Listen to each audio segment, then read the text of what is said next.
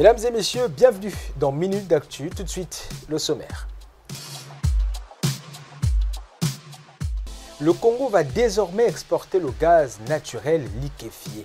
C'est le président Denis Sassou Nguesso lui-même qui a lancé les travaux de construction du centre de production et liquéfaction de gaz naturel à Côte-Matève, près de Pointe-Noire. La route, c'est bien. Le train, c'est encore mieux. Les habitués des rails en savent quelque chose. Vous l'avez certainement appris d'un ami ou d'un proche. C'est bien vrai, c'est officiel. Le train Gazelle a repris du service après plusieurs années d'inactivité. Le coup d'envoi a été donné jeudi 27 avril vers 10 h par le ministre des Transports, Honoré Sailly. C'était à la gare de Pointe-Noire. Toujours dans la série des coups d'envoi, le 5e recensement général des populations et de l'habitation a débuté ce 25 avril. Ingrid Ibouka-Babakas, ministre de la Statistique et du Plan, appelle fils et filles du pays et étrangers à l'hospitalité. Notre rédaction est allée à la rencontre d'un automobiliste pas comme les autres. Messieurs le ministre, sans pseudonyme, vous êtes là dans la rubrique Découverte. Et puis, notre cliché du jour est un chanteur congolais, auteur-compositeur, né le 4 août 1961 à Brazzaville et mort le 10 mai 2008 dans la même ville. Petit indice, salutations particulières à vous, fidèles de Minute d'Actu, qui nous suivez à Mpaka et à La Poudrière. Si vous êtes prêts, mesdames et messieurs, Minute d'Actu, c'est parti.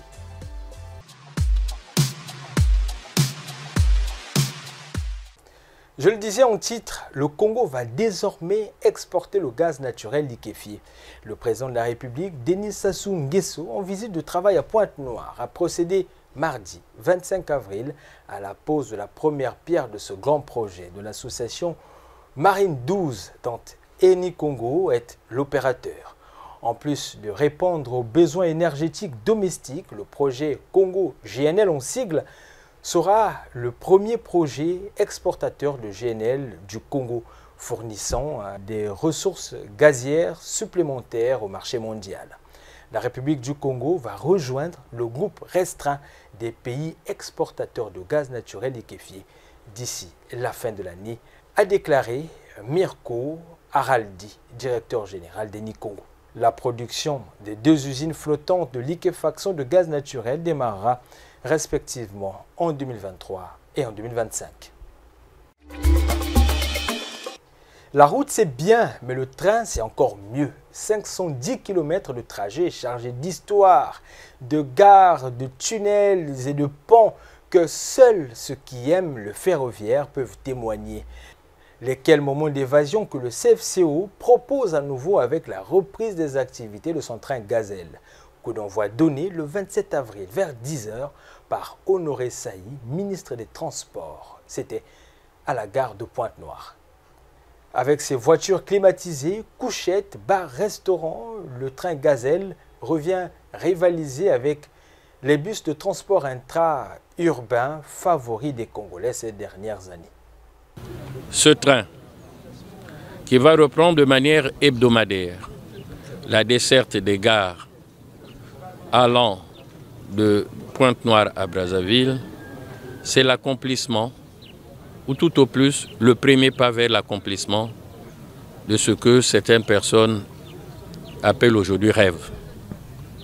Nous ne rêvons pas parce qu'il s'agit d'une chose qui soit inédite ou qui tombe du ciel.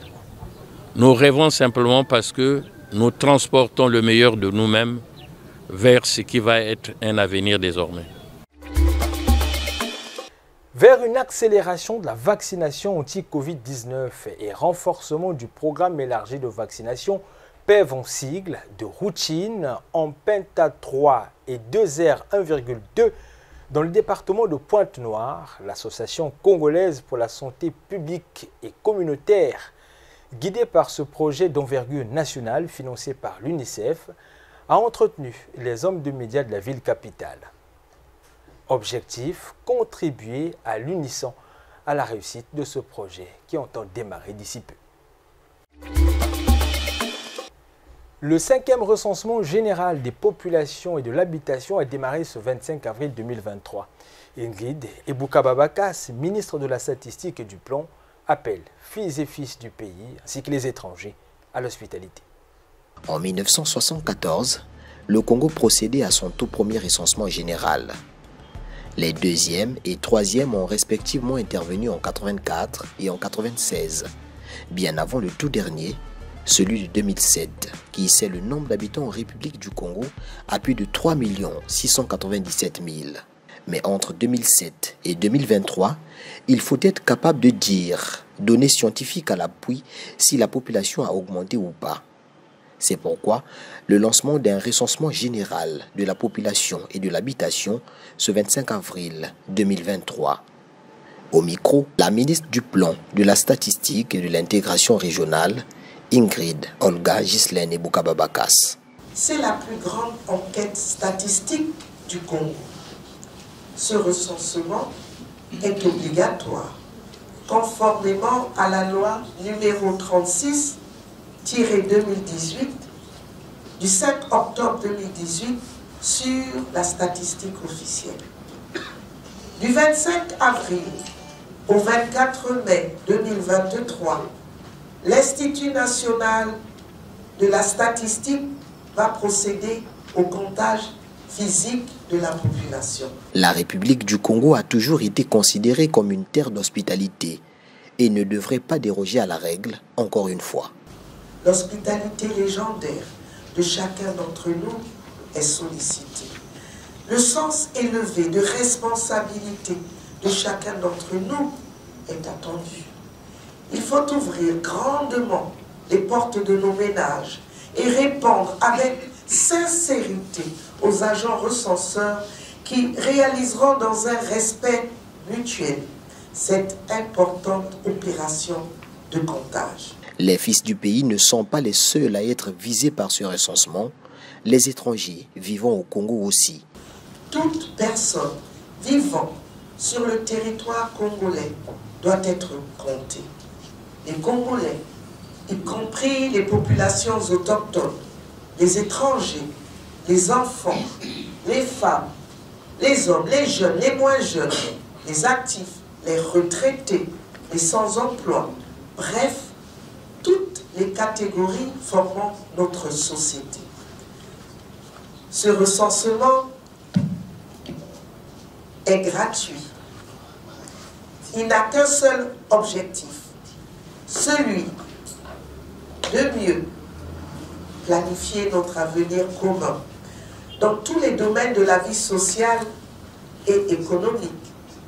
Le 5e recensement général de la population et de l'habitation sera mené sur le terrain par des agents recenseurs munis de tablettes numériques. Voilà qui pourra attiser la convoitise. Leur sécurité doit être garantie, a fait savoir Mbouli Kibi, directeur général de l'Institut national de la statistique.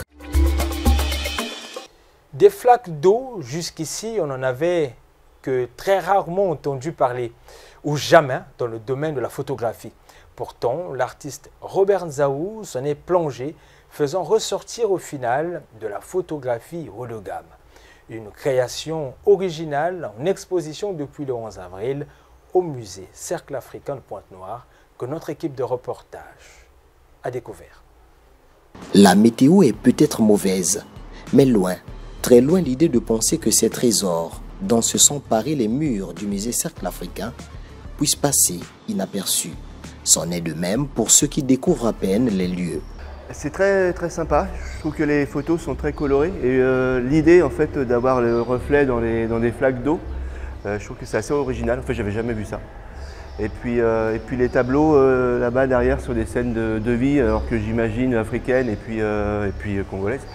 Voilà, c'est intéressant et du coup j'ai découvert ce musée un peu par hasard. On parle d'une dizaine de tableaux classés de façon horizontale qui sont en fait un canal d'expression, une manière tout à fait artistique pour l'auteur Robert Nzaou de raconter son environnement, le quotidien, les réalités de sa ville en saison des pluies. Tant qu'il va pleuvoir, il y aura toujours des marées d'eau et il y aura toujours des histoires à raconter. Donc ça fait 7 ans que je travaille dessus. Voilà, donc j'essaie de montrer le monde à travers ces flaques d'eau, de montrer mon quartier, de montrer la ville de Pointe-Noire à travers ces flaques d'eau. Donc c'est un autre regard de la ville en fait. Il y a aussi un volet social quand même, parce que ces flaques d'eau veulent tout simplement dire qu'il y a un problème en fait. Parce que l'eau ne sait pas où aller, voilà, et donc on retrouve ces flaques d'eau là dans nos maisons, voilà, dans nos ruelles, voilà, dans le centre-ville même, un peu partout on passe. Donc c'est vrai que c'est sublimé, c'est artistique, mais ça fait quand même penser, je pense. Et pour que ces œuvres durent et restent à travers le temps, Robert a eu une idée pas très commune, celle de les loger dans un livre, La chasse au miroir d'eau. Mon travail, c'est comme je le dis souvent, c'est aussi un travail de conservation. Parce que je me dis qu'un travail qui est dans un livre va vivre, voilà, va survivre le temps. Parce que chez nous ici, moi je prends l'exemple de mon pays, le Congo, on n'a pas beaucoup de documents qui nous racontent en fait. On n'a pas assez de documents qui montrent nos vies, on n'a pas assez de documents qui montrent comment on était avant et ce qu'on est devenu aujourd'hui. Donc voilà, la transition au livre pour moi c'est nécessaire parce que voilà, c'est un travail de conservation et c'est des histoires qui doivent être racontées. Et donc c'est normal qu'on y arrive au livre. L'exposition court jusqu'au 30 avril 2023 au musée Cercle Africain. Musique, c'était l'événement qu'il ne fallait manquer ce week-end.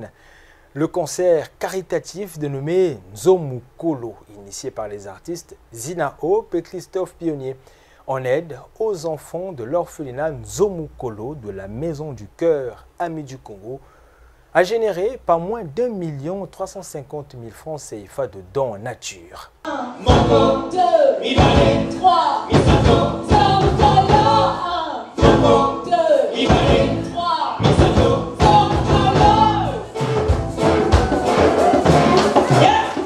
Ont participé à la réussite de ce projet les artistes Maktoub, le collectif Kimvuka, Astrid Mikoko et Patrick Bayoga.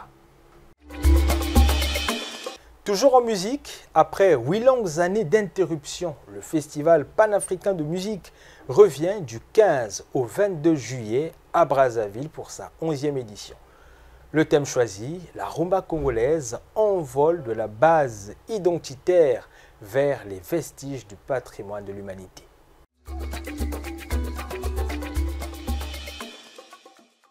Un tour des médias sur le conflit soudanais, s'en est chargé Franck Chamat. Bonjour, et que dit la presse à propos? Bonjour Yann, ce que dit la presse et notamment VOA, c'est qu'au Soudan, des avions militaires survolent Khartoum et les troupes des deux généraux en guerre pour le pouvoir échangent des tirs à mitrailleuses et à l'arme lourde, comme on peut lire sur VOA. Les combats meurtriers opposant des paramilitaires à l'armée sont entrés jeudi dans leur 13e jour au Soudan, où la capitale Khartoum et la région du Darfour sont désormais en proie au chaos des bombes malgré un cessez-le-feu. Les nombreuses tentatives de faire taire les armes ont échoué depuis le début du conflit le 15 avril. Les combats ont provoqué un exode massif et plongé un peu plus dans la détresse le pays de 45 millions d'habitants, déjà l'un des plus pauvres au monde. Petite histoire avec Africa News, lors du putsch, celui du 25 octobre 2021, Emeti et Bourhan, les deux généraux en conflit, avaient fait front commun pour évincer les civils du pouvoir.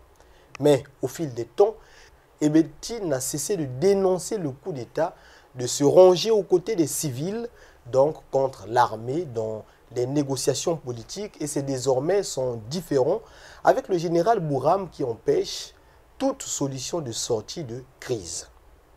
Depuis des jours, la rue bruissait de rumeurs sur une guérilla imminente entre les deux camps. Samedi matin, Khartoum s'est réveillé au son des tirs à l'arme lourde et légère et des explosions quasi interrompues. Alors ici, c'est BBC qui nous parle de l'importance du conflit au Soudan sur le plan international. Le conflit qui se déroule dans la capitale du Soudan, c'est-à-dire Khartoum, menace de s'étendre aux régions les plus fragiles de l'Afrique. Si vous voulez savoir pourquoi le Soudan est important pour tant d'autres pays, il vous suffit de jeter un coup d'œil sur la carte. Ce n'est pas pour rien que les combats qui ont éclaté dans ce pays au cours de la semaine écoulée tirent autant la sonnette d'alarme au niveau international. Le Soudan n'est pas seulement immense, c'est le 3e plus grand pays d'Afrique.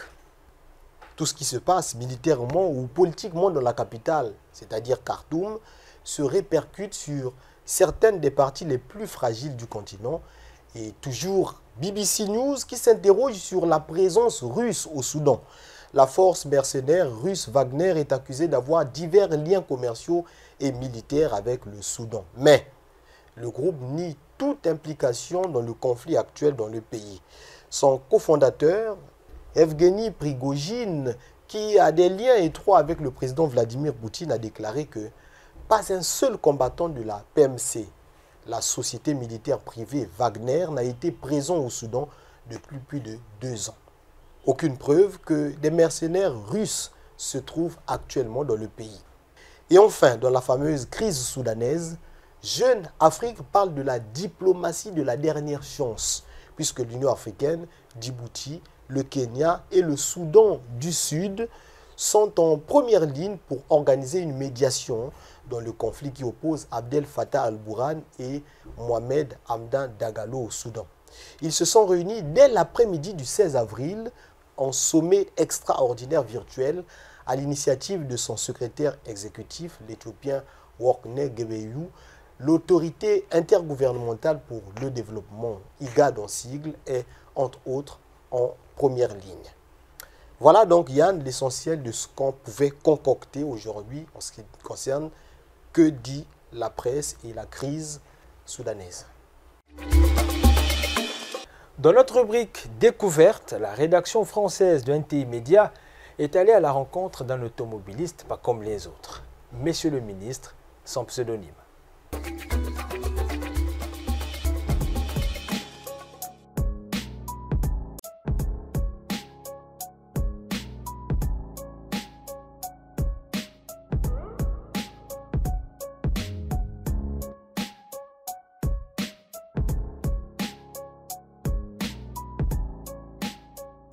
Non, en fait, si je s'appelle Makei, il y a un bureau à mon il y a un bureau à mon comme que basket n'a une basket déjà prêt parce que nous avons pris un bureau il y a un côté que gagner que bureau que gagner que 25 peut-être il va prendre un chauffeur un collègue de travail qui va là il y a cop et cop na bureau faut pris propre parce que la relation est tika ou est avec nous na gros monsieur comment na put en ce moment là quand la taxi vie propriétaire un homme mondial il mène ça va course à la fin mondial il mène à tient put il y a des cop vous savez qu'il faut que bah inviter à faire une signer si ça peut non faut que banter dans le sa bureau angi donc mon tous les jours me ba de lundi à samedi toujours kanga langa cravate moi ça na calcio moi chauffeur taxi à calcio parce que beaucoup là monsieur le ministre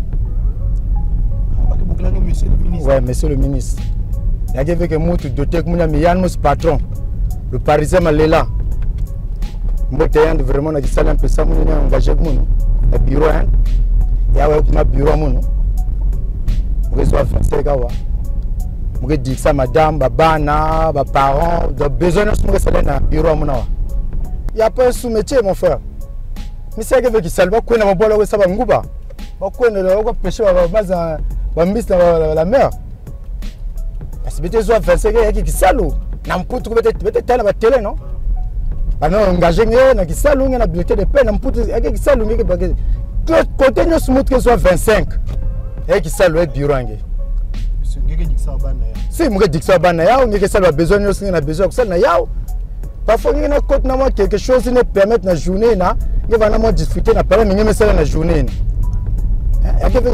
en fait qui savent que faut qu'on va na bureau mais c'est que bureau et bureau mon et là mugela on a bureau muga à l'aise muga pas na se paniquer ah même muta total kuzana côté en salle mios muga ange sambo qui peut faire ata qui me peut bonjour monsieur bonjour tu as la monnaie ou quelle destination maintenant à bout puis le reste il m'a même rien muga bika na bureau mon esprit bika na bureau mon je travaille parce que n'y a rien na chumba dossier muga kuna kusigner Et le dossier,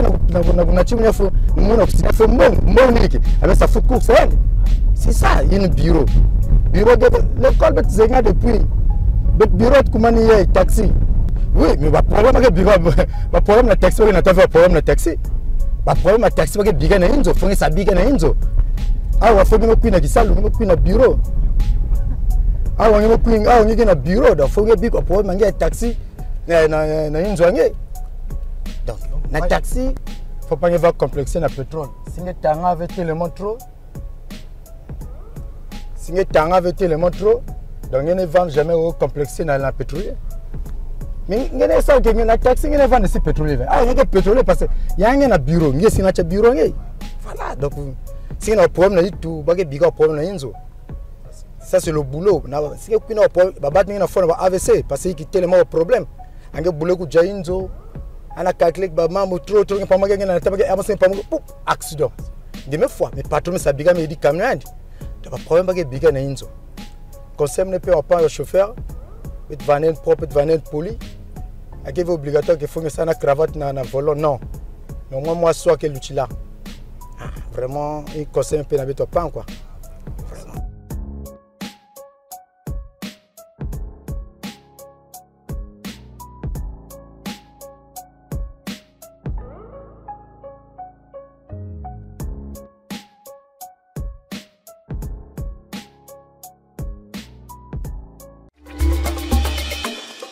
Page rose dans ce magazine, c'est une grande voix de la radio et de la télévision ivoirienne, Koni Touré, 41 ans, qui de passage à Pointe-Noire, il a plus d'un an, passé par NTI, on se rappelle.